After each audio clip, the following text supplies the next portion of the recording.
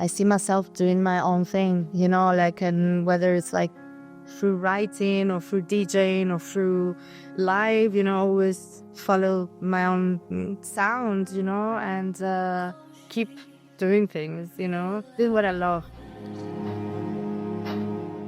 Hi, my ethnic friends. I'm so happy and so glad to introduce you not only a great DJ and musician, but also an amazing woman that is also a feminist advocate. She's a great cooker, she's a mother, and she's here with us, Francesca Lombardo. Welcome to Mexico City. Hi, Alina. How are you? I'm fine, thank you. Thank you so much.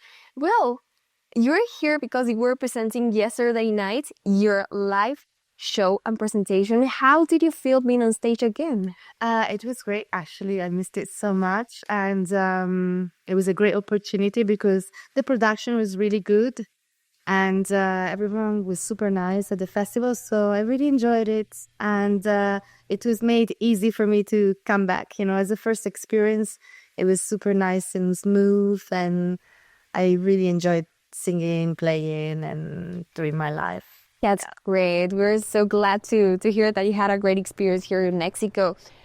About that topic, what influenced you to bring your voice and like a string section into electronic music, into your live sets? Let's say that I've been singing first before I was even DJing. So I studied singing. I have a degree in vocal techniques. I did opera when I was a kid. I studied piano, so classical music. So I think all of these elements influence my music and the need to actually have this in my music and in my life, if possible, also. Yes. Absolutely. We know that you studied at the conservatorium in Italy. That's why I said you're not only a DJ, but also a musician. And it's great to have this combination of art in one artist. That's great. What motivated you to move to London? Can you tell us about your first steps like in the underground of electronic music? I always wanted to go since I was a child. So I started to talk about London when I was about 5. I don't know why. I loved the English language. I knew that there was a lot of music coming from them, in the 80s.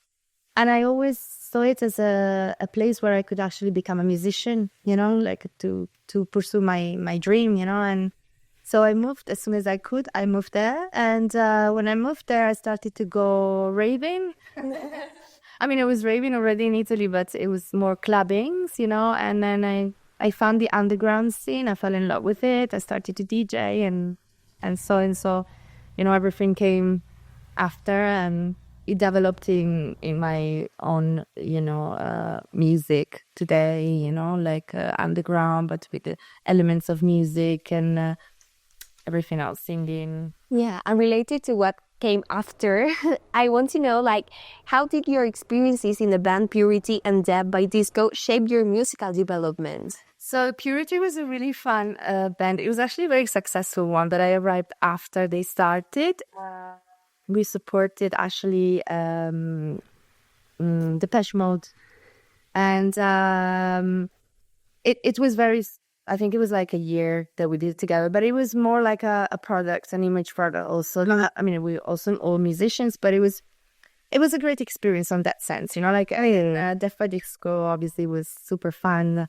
Gave me the experience of being on stage, of seeing, to play in festivals and great venues, but also, the ups and downs of being in a band. Sometimes it was like crazy and sometimes it was beautiful. So definitely gave me a lot of knowledge in that sense. Yeah, it's so beautiful that you could always stay grateful to this opportunity and this experience.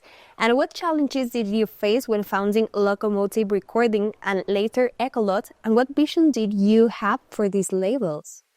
Actually, Locomotive was not actually mine. It was my ex-boyfriend. Ugly.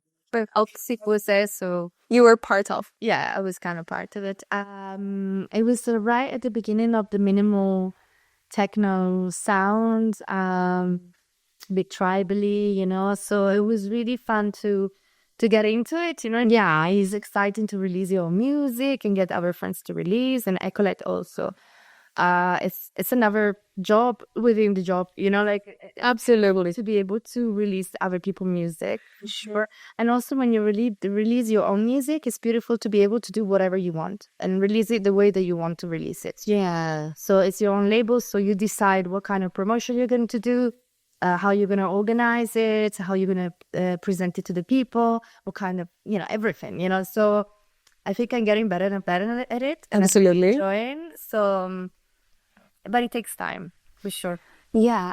About like this process also, I want to know like how do you feel about leaving the Jackie Misfit alias and like start releasing music under your own name? Well, that was a tough choice, but Jackie Misfit was known for acid techno. Okay. Mainly. And then I moved into more like minimal techno, but it was more techno. And I miss it sometimes. I think like I should do something again under that alias because it could give me more, happiness, like to be able to do what I started with. But I don't have so much time to be able to run two different projects. I mean, 1,000 of projects, but like two different styles at this stage.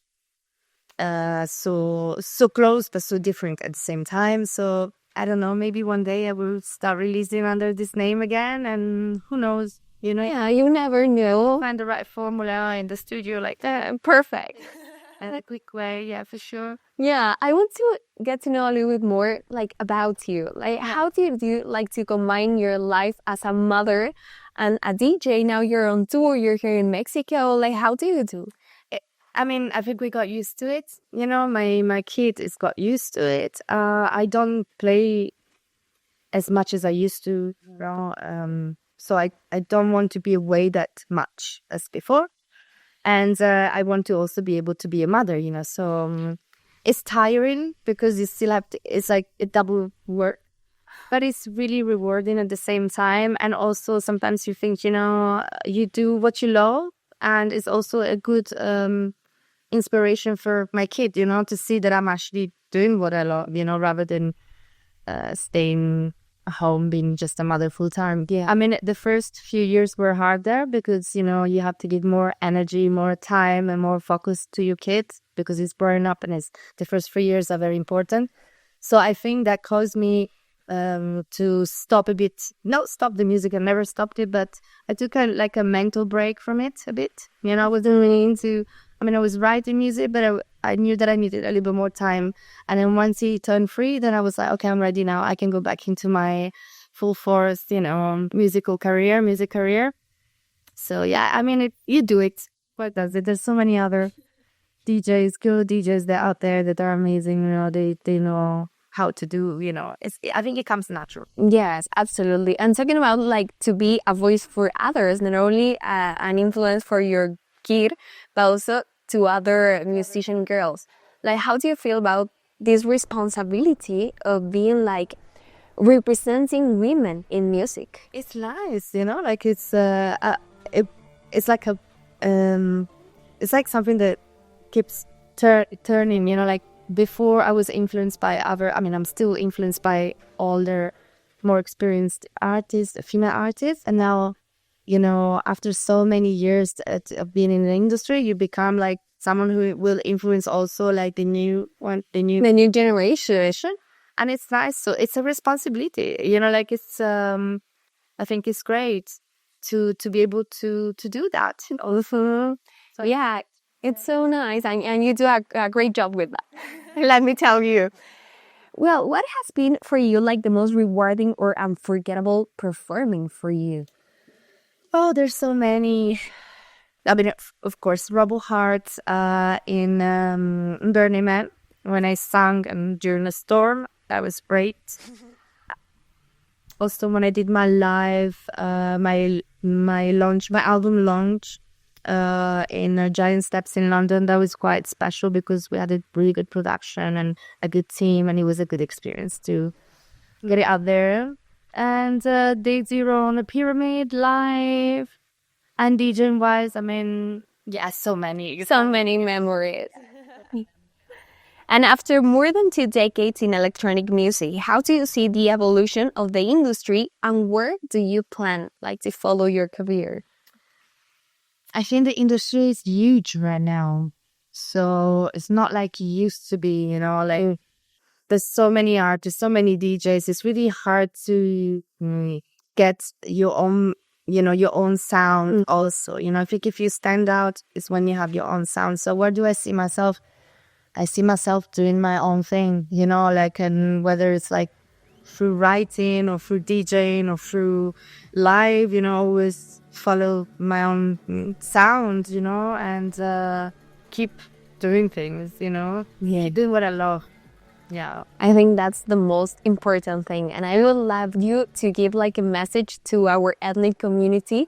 If you can tell them like a message or something like of everything you have to share with the world. I think, you know, this time the electronic music industry is like a jungle. So you need to find your place within this jungle, you know. So like, and always be true to your sound. Don't try and copy anyone else. Just do what you really love, what fills your heart.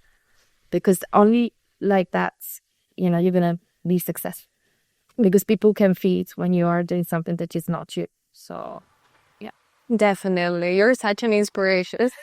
It was a pleasure getting to know you a little bit more. Thanks for coming to Mexico City. You're always welcome here. Thank you. And I love Mexico City. Okay, you're always welcome here in Mexico City. So, my ethnic friend, this was everything with Francesca Lombardo. Thank you so much. Thanks. A lot of greetings for you and keep enjoying. Bye.